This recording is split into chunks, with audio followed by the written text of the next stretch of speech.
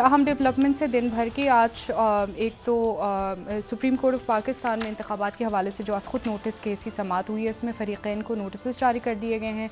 दूसरी जानिब जेल भरो तहरीक भी जो है वो इस वक्त ज़ोरों शोर से जारी है। देखिए, गुजरी नशिस्त में ये बात हुई थी कि वक्त कम है और मुकाबला सख्त।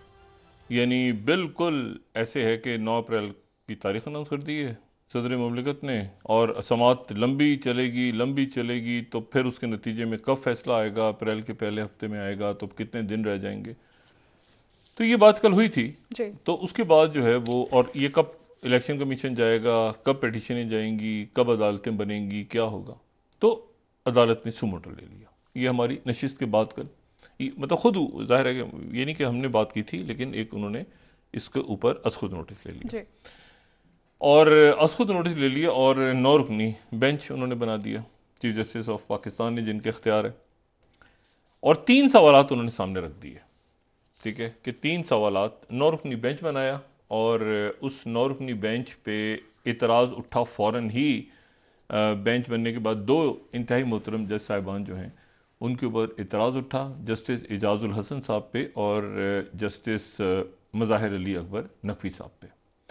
मुस्लिम लीग नून की तरफ से पहले ही हुआ कि हम बाइकआउट करेंगे, लेकिन मसला ये है कि यहाँ बाइकआउट आप नहीं कर सकते, अदालती कार्रवाई का बाइकआउट नहीं कर सकते। अगर अदालती कार्रवाई का बाइकआउट करेंगे मतलब अदालत अपना फैसला सुनाएगी, और ये एक बहुत ही मतलब ये गलत फैसला होता है कि अगर आप अदालती कार्रवाई का बाइकआउट करें।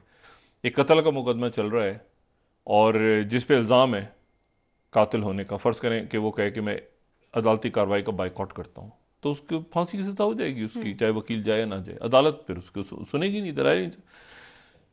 तो मिसाल के तौर पे आज उन्होंने कहा कि सब पार्टियों की राय सुननी चाहिए, तो आप उसको बाइकआउट नहीं कर सकते। जी। तो पार्टियां जाएंगी, अपनी राय देगी, मुस्लिम लीग नून नवाज जाएगी, पीपल्स पार्टी, बाकी पार्टियां, ये हो सकता है इस तरह से हो आगे जाके। लेकिन 2 जज साहबान पे एतराज उठ गए और 3 सवालात उनके सामने रखे गए। यानी अदालत ने कहा कि हम 3 सवालों का जवाब ढूंढने के लिए अज़खुद नोटिस ले रहे हैं। पहला सवाल ये कि केस की समाअत के दौरान देखा जाएगा कि इंतखाबात की तारीख देना किसका काम है। पाकिस्तान का आइन 1973 का आइन, जिसमें जो पार्लिमानी जमहूरियत है, जिसमें हर मुकर्ररा मुद्दत के बाद इलेक्शंस होते हैं, 1973, 1983, 2003, 2013 और 2023 में जाके ये सवाल उठ रहा है कि पाकिस्तान में इलेक्शन करवाने का इख्तियार किसके पास है। जी। ये हमारा आईन पाकिस्तान है। दुनिया के किसी मुल्क में यह सवाल कभी नहीं उठा होगा जहां पे पार्लिमानी जमहूरियतें और कई इलेक्शंस हो चुके हैं कि इलेक्शन करवाना किसकी जिम्मेदारी है, ये किसको इख्तियार है। तो ये पाकिस्तान में सवाल उठ रहा है। और ना वो कह रहे हैं गवर्नर करेगा, वो कह रहे हैं वो करेगा, वो कह रहे हैं इलेक्शन कमीशन करेगा, ये करेगा वो करेगा, कुछ नहीं पता कि इस मुल्क में इलेक्शन किसने करवाने हैं। तो आखिरी जो फोरम है वो सुप्रीम कोर्ट ऑफ पाकिस्तान है, और सुप्रीम कोर्ट ऑफ पाकिस्तान के ऊपर भी इतराज़ात उठ गए इस बेंच के ऊपर। उसके बाद दूसरा सवाल यह है कि इंतखाबात करवाने की जिम्मेदारी किसने, यानी पहले तो हो गया ना कि तारीख देना किसका काम है, यानी सदर ने तारीख दे दी थी, तो क्या सदर तारीख देंगे या सदर तारीख नहीं दे सकते, ये पहला सवाल हो गया। दूसरा, आईनी जिम्मेदारी इंतखाबात करवाने की आईनी जिम्मेदारी किसने और कब पूरी करनी है, यानी ये सवाल जाता है इलेक्शन कमीशन के पास और इंतजामिया के पास। और तीसरा सवाल यह है कि इस हवाले से सूबों और फेडरेशन की आईनी जिम्मेदारी क्या है। ठीक है, ये 3 सवालात उठ गए और इनके ऊपर आज समाअत हुई और अदालत में माहौल तल्ख था, इंतहाई तल्ख था। और ये भी ऐसा भी हुआ कि बेंच में मौजूद 2 इंतहाई मोहतरम जज साहिबान ने खुद बेंच के ऊपर ही इतराज कर दिया। ठीक। और उन्होंने वो जो 3 सवालात थे, ये मुझे हातिम ताई की कहानी क्यों याद आ रही है, हातिम ताई के सवालात। ठीक है, अक्सर हम डिस्कस करते हैं इस प्रोग्राम में, लेकिन फिर वही 3 सवाल उधर से थे, तो 3 सवालात फिर समाअत के दौरान उठ गए। सही। और जब ये सवालात उठा रहे थे मुख्तलिफ जज साहिबान, तो वो कमरा अदालत का मंजर ये था कि वो बात काट रहे थे। यानी इस तरह का माहौल था कि चीफ जस्टिस साहब या एक जज साहब बात कर रहे हैं तो दूसरे जज साहब ने उनकी बात काट के बीच में बात की कि इस मुझे ये आप ये सुने। ये नहीं था कि मतलब एक अजब सा माहौल था सुप्रीम कोर्ट का, और एक दूसरे की बात को रोक के बात की जा रही थी। और 3 सवाल नए खड़े हो गए। पहला सवाल तो ये खड़ा हुआ कि क्या ये अज खुद नोटिस बनता था इस वक्त। ये जस्टिस जमाल खान मंदोकेल साहब ने पॉइंट उठाया कि क्या इसके ऊपर अज खुद नोटिस बनता था, क्योंकि ये तो उन्होंने कहा कि 2 जज साहिबान की जो नोट्स हैं, एजाजुल एहसन साहब के और मुजाहिर नकवी साहब के, उनके नोट्स के ऊपर ये अज खुद नोटिस लिया। ये कौन से नोट? ये वो जो गुलाम मोहम्मद डोगर की एक ऑडियो आई थी जिसके ऊपर वो सारा हुआ मामला, तो वो मतलब उन्होंने कहा कि इसके ऊपर अज खुद नोटिस आपने क्यों लिया, क्या इसके अज खुद नोटिस बनता था? अच्छा, लेकिन नोटिस तो ले लिया है, सुप्रीम कोर्ट के चीफ जस्टिस ने नोटिस लिया है मुनासिब समझ के। अच्छा, क्या असेंबली की तहलील जरूरी थी और क्या सूरत हाल ऐसी थी, यानी असेंबली की तहलील जरूरी थी?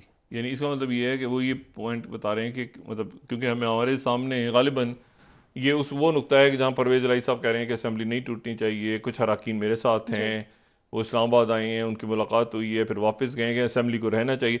तो यहां पर यह सवाल उठा है कि क्या असेंबली की तहलील ज़रूरी थी। और फिर तीसरा इसके साथ ही ज़िमनी सवाल उठ गया कि क्या किसी एक शख्स की ख्वाहिश के ऊपर असेंबली को तोड़ा जा सकता है। यानी इमरान खान साहब चूंकि इंसिस्ट कर रहे थे तो इसलिए असेंबली जो है वो टूट गई। और जो है वो फिर उसके बाद एक ऑडियो भी आई परवेज इलाही साहब की मुबैना तौर पे, जिसमें वो कह रहे हैं कि फवाद चौधरी जो है साहब के बारे में कि उनको पहले कर लेते तो असेंबलियां बच जाती हैं और वगैरह वगैरह। अच्छा, अब इसमें 2-3 बातें। पहली बात तो ये है कि अब ऑप्शंस क्या हैं। पहली बात तो मरीम नवाज साहिबा ने उसके बाद खिताब किया और उन्होंने 2 जज साहिबान के बारे में उन्होंने खुल के उनके बारे में उनका नाम लिया और उन्होंने कहा कि ये जनरल फैज़ की बाक़ियात है जी। सवाल यह है कि जनरल फैज़ जो हैं उनकी कितनी बाक़ियात इस मुल्क में हैं। मतलब क्या ज़माने कबले जनरल फैज़ इस मुल्क में अमन, चैन और सुकून था?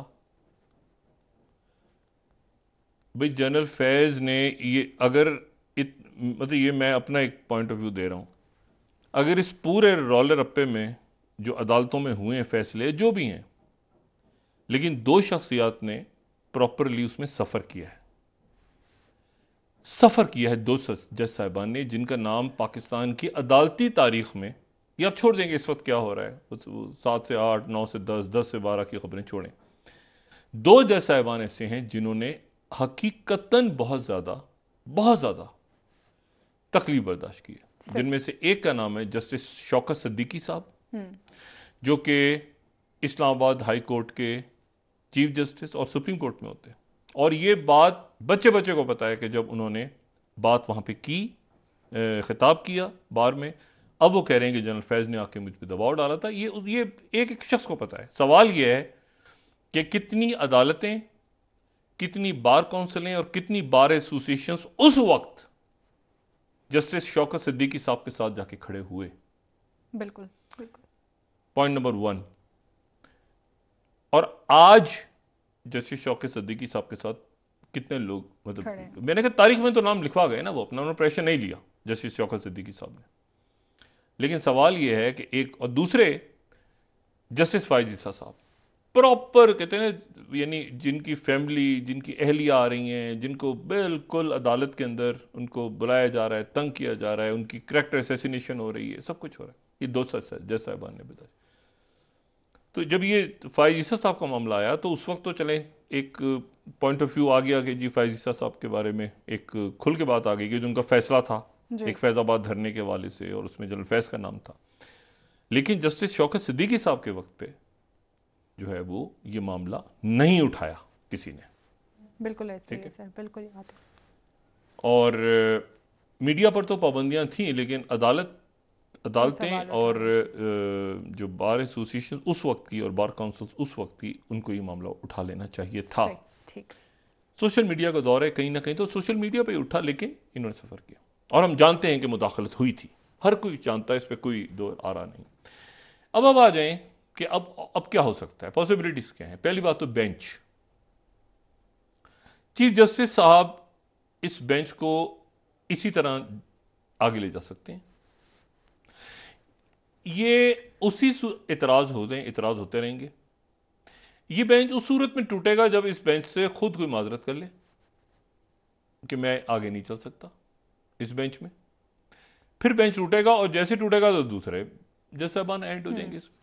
17 होते हैं सुप्रीम कोर्ट में जजेस, 17 जजेस होते हैं सुप्रीम कोर्ट के, लेकिन इस वक्त 15 हैं क्योंकि 2 जज साहिबान की जगह खाली है। ठीक।